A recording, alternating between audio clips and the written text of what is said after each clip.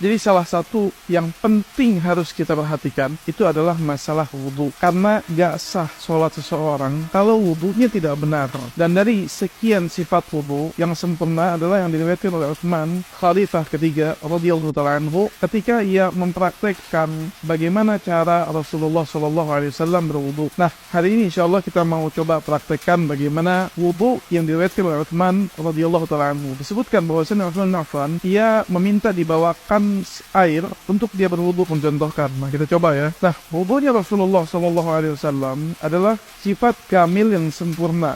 Bagaimana? Disebutkan dalam riwayat, ketika Utsman sudah dibawakan wadah untuk berwudu, Utsman bin Affan radhiyallahu ta'ala anhu memulai dengan mencuci tangannya. Nah, kita kalau nggak pakai wadah, pakai keran, berarti bisa langsung dibuka kerannya. Tentu lihat hemat airnya ya. Jadi nggak terlalu banyak.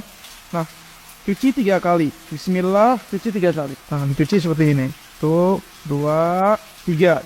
Ini pertama. Kemudian yang selanjutnya adalah diambil airnya dan dipakai untuk istinsyaq, dimasukkan dan madmadah, kumur-kumur secara bersamaan, dan dibuang juga yang dari mulut. Dibuang istinsyaq dari hidung dan dibuang dari mulut. Contohnya kayak begini, lihat. Diambil airnya, dimatikan, ambil airnya secukupnya. Nah,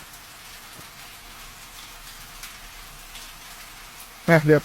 Jadi masukkan ke hidung dulu, kemudian ke mulut, dibuang yang dari hidung, dibuang dari mulut. Kita contohkan yang kedua ya.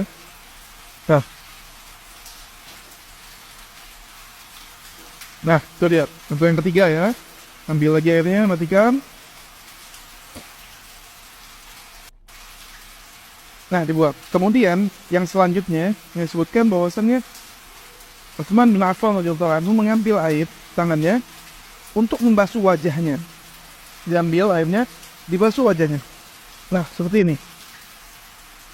Dalam bagian punya jenggot, itu disunnahkan, dalam riwayat disebutkan Rasulullah mentahlil. Tahlil itu di sela-sela ya jenggotnya. Apalagi yang jenggotnya itu tebal. Seperti anak ini, jenggot tebal itu di sela-sela. Diambil lagi airnya, dibasahkan wajahnya. Kecil lagi.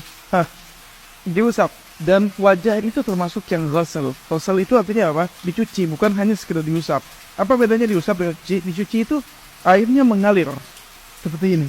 Dan batas wajah itu dari perbatasan kuping sebelah kanan sampai kuping sebelah kiri, kemudian yang ada di dalam dagunya sini sampai batas rambut normal yang tumbuh. Jadi seperti ini di batas heningnya. Kemudian yang ketiga, kita lihat ya, kecil lagi seperti ini.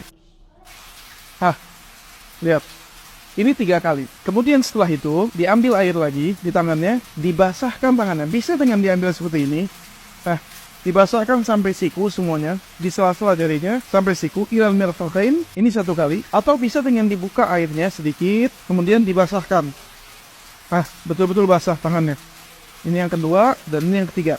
Nah, begitu juga sebelah kiri. Yang sebelah kiri, jika kita pakai jam, kalau jamnya longgar bisa kita pastikan, tapi kalau kita memastikan air itu kena, maka kita bisa buka jamnya. Kita berwudu lagi seperti ini. Pastikan tiap bagian kena, terutama sikunya kita. Dan cara memastikannya dengan mengusap setiap bagian dengan air. Ini 3 kali. Kemudian, adapun kepala, Allah katakan wamsahu biru'usikum. Dan usaplah bagian kepala kalian. Nah, kalau kepala, itu nggak perlu diambil airnya kayak begini tuh, dibasahin, diguyur. Tapi yang dimaksud wamsahu, yaitu mengusap dengan sisa air yang ada. Jadi dibuang airnya, ada sisa air di tangan, maka disebutkan dalam riwayat Utsman bin Affan bahwasanya Nabi memulai dari muqaddam atau dari pertama kali rambutnya, dari batas wajahnya itu, mulai sampai ke belakang seperti ini. Ila qafah. Qafah itu bagian sampai bagian leher belakangnya, kemudian dikembalikan lagi. Waddahuma, dikembalikan lagi. Nah, ini sekali. Bisa diputus atau dilanjut ke kuping, ini diputus, kemudian dilanjut ke kuping. Sekali. Bisa juga langsung disambung ke bagian kepala, kemudian kuping. Jelas ya? Untuk perempuan, sebagian ulama seperti Imam Syafi'i mengatakan itu yang wajib itu biru'usikum sebagian. Tapi wallahu a'lam, sifat yang sempurna semua bagian dari depannya dan belakangnya diusap ya. Ila qafah. Jadi sama seperti yang laki-laki, dari depan sampai ke belakang lagi. Kemudian kaki. Adapun kaki ini maka dicuci. Cuci seperti apa? Seperti ini, dibuka airnya, dihemat, kemudian di sela-sela bagian-bagian dari kemari kakinya. Sampai ke ka'ab. Seperti ini, di sela-sela bagian kakinya. Dan disebutkan dalam hadits, begitu juga yang kiri ya. Kata Rasulullah, wailul lil aqab minan nar.